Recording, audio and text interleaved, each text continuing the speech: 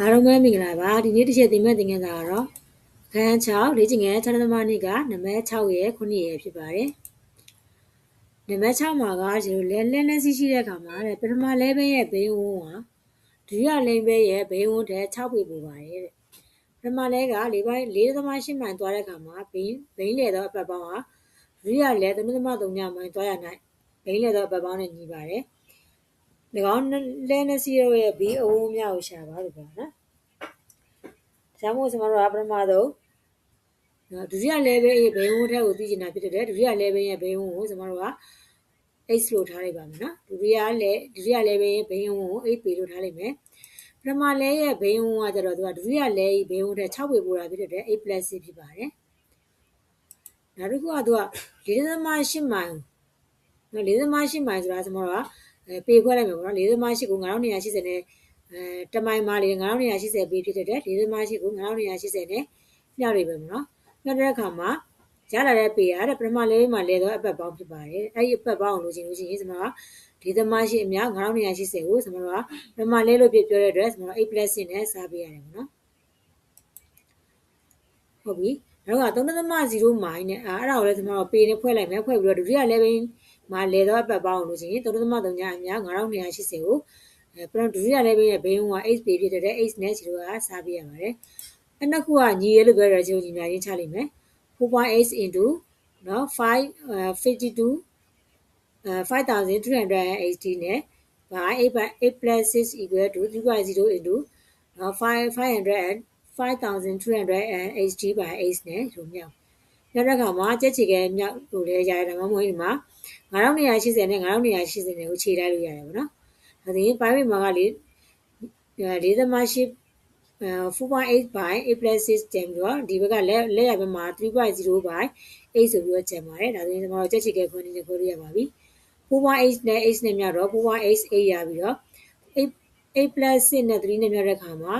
3နဲ့ 3.0 ဆိုတာက3နဲ့တူတူပဲလေဒါကြောင့်မို့3နဲ့8နဲ့မြောက်တော့3ရပြီးတော့3နဲ့6နဲ့မြောက်တဲ့အခါမှာ18ရပါတယ်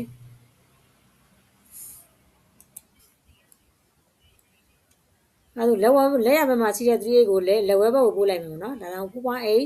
8 minus 3 ရပါတယ်လက်ရဘက်မှာကတော့18ပဲကျန်တယ်ပေါ့နော်4.8ထဲက3အောင်လို့ရင်1.8ကျန်မှာဖြစ်တဲ့ 1.8 8 equal to 18ဒါဆို18ကိုကျွန်တော်1.8နဲ့စာရတဲ့အခါမှာနော်1.8 ဆယ်လီယာ18ဖြစ်တဲ့ကျွန်တော်တို့8တန်မိုးက10ရပါတယ်ဒါကဒုတိယ level ရဲ့အဝန်းက10ပေဖြစ်ပြီးတော့ပထမ level ရဲ့အဝန်းကဒုတိယ level ရဲ့အဝန်းထက်6ပေပိုတာဖြစ်တဲ့ကျွန်တော်10နဲ့6နဲ့ကိုပေါင်းလိုက်မယ်ဒါဆိုဘယ်လောက်ရလဲဆိုရင်16ပေရရှိပါတယ်နောက်နံပါတ်9ပါလေမြန်တစည်းသွားနှုံးသည်တဲ့မြေထားတစည်းသွားနှုံးကြီး9စားဖြစ်ပါတယ်တဲ့ရင်းလေပြန်မြေနဲ့385မိုင်သွားတယ်ဆိုလို့ရှိရင်မြေထားနဲ့95မိုင်သွားသည့်အချိန်တည်း68မိနစ်ဆွဲရောက်ပါတယ်မြေထားနဲ့လေမြန်တို့ကြီးသွားနှုံးသီးကိုရှာပါတဲ့ဒါဆိုတော့မြေထားရဲ့သွားနှုံးရင်8တနာရီ8မိုင်လို့ထားလိုက်မယ်အဲ့ဒီဟိုရေရဲ့သွားနှုံးကကြတော့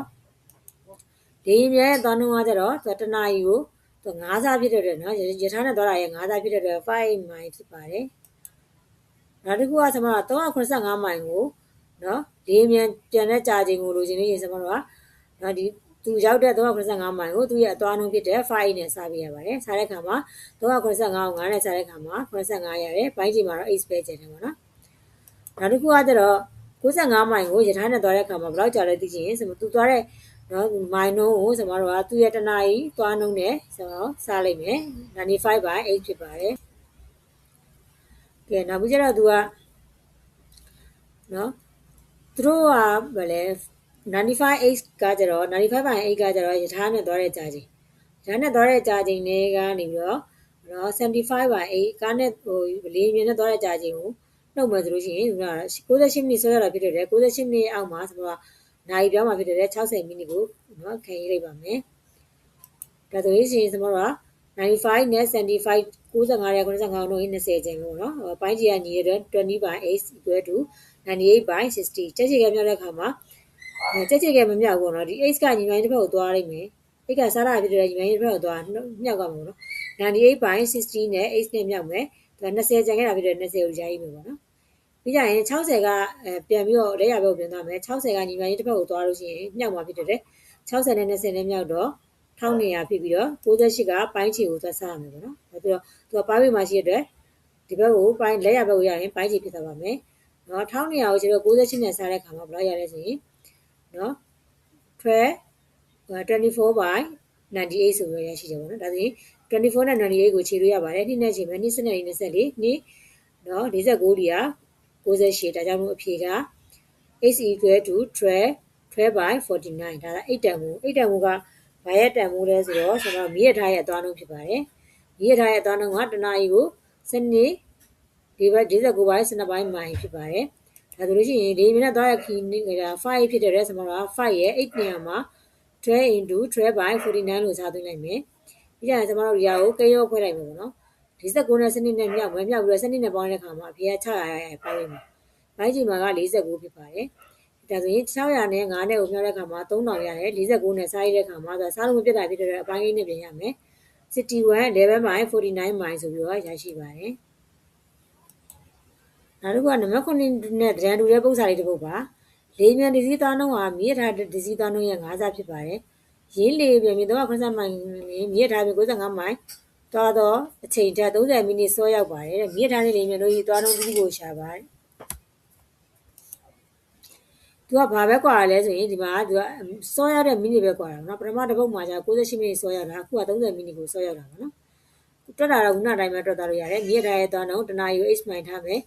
လေးမြန်သွားနှုန်းကတနာရီကို 5h မိုင်ဖြစ်ပါတယ်385မိုင်ကိုလေးမြန်ကြာချိန်ရကြတော့ဒီမှာ385ကို5နဲ့စားမယ်စားတဲ့အခါမှာ385ကို9နဲ့စားရင်85ရတယ်ပိုင်းကြီးမှာ9ပဲကျန်တယ်ပေါ့နော်75 by 8နာရီ95မိုင်ကိုရထားနဲ့ကြာချိန်တော့95 by 8နာရီပေါ့နော်အဲ့ဒီမှာကျွန်တော်တို့ကဘလူကပုံမြင်တာလဲဆိုတော့လေးမြန်ပုံမြင်တာဖြစ်တဲ့ကျွန်တော်တို့ကပုံမြင်တာဖြစ်တဲ့အတွက်သူကအချိန်နာရီဆိုလို့ရှိရင်သူကနင်းမှာဖြစ်တဲ့အတွက်ကျွန်တော်တို့ကဘယ်လောက်နဲလဲသိချင်ဒီရထားကြာချိန်တွေကနေပြီးတော့ဒီလေးမြန်ကြာချိန်ကိုနှုတ်မယ်ပြီးတော့သူက30မိနစ်ဆောရတာဖြစ်တဲ့အတွက်ကျွန်တော်တို့က30မိနစ်နဲ့ညှိမယ်ညီတဲ့အခါမှာသူက unit တူအောင်လို့နာရီပြောင်းမယ်ဆိုရင်ပိုင်းချိန်မှာ60နဲ့ကျွန်တော်တို့ခံပြီးတော့ရေးပြရတယ်ပေါ့နော်ဒါဆိုရင်ကျတော့မိနစ်ကိုနာရီပြောင်းတာဖြစ်တဲ့အတွက်ပိုင်းချိန်မှာ60နဲ့ခံလိုက်မယ်ခုနတိုင်းပဲ95နဲ့85လို့တော့20ချင်နဲ့20 by 8 equal to 30နဲ့60နဲ့ကိုခြေရတဲ့အခါမှာ30နဲ့30 30နဲ့60ဖြစ်တဲ့အတွက် 1/2 ဒါဆိုရင်ကျွန်တော်တို့က20နဲ့2နဲ့မြောက်တော့40ရပါတယ်နော်8နဲ့1နဲ့မြောက်တော့8ရတယ်အဲဒါဆို8 equal to 40နော်ဒါကမြည့်ထားကြီးအသွားနှုန်းမြည့်ထားကြီးအသွားနှုန်းကတနာရီကို40မိုင်ပေါ့နော်လေးမြန်ရဲ့အသွားနှုန်းကကျတော့5ဖြစ်တဲ့အတွက်နော်8ညမှာ40ထားလို့5လေးလေးနဲ့10နော်ဒါကြောင့်မလို့ကျွန်တော်တို့မြည့်ထားတဲ့အသွားနှုန်းကတနာရီကို40မိုင်ဖြစ်ပြီးတော့လေးမြန်ရဲ့အသွားနှုန်းကတနာရီကို200မိုင်ဖြစ်ပါတယ်နော်ဒီနေ့ကတော့လေ့ကျင့်ခန်း6.2ရဲ့နံပါတ်6နဲ့9နဲ့ပဲဖြစ်ပါတယ်အစိုးရကြီးပေးတဲ့အားလုံးကိုကျေးဇူးတင်ပါတယ်နောက်ဗီဒီယိုတွေမှာလည်းပြန်လည်ဆုံတွေ့ကြပါမယ်ရှင်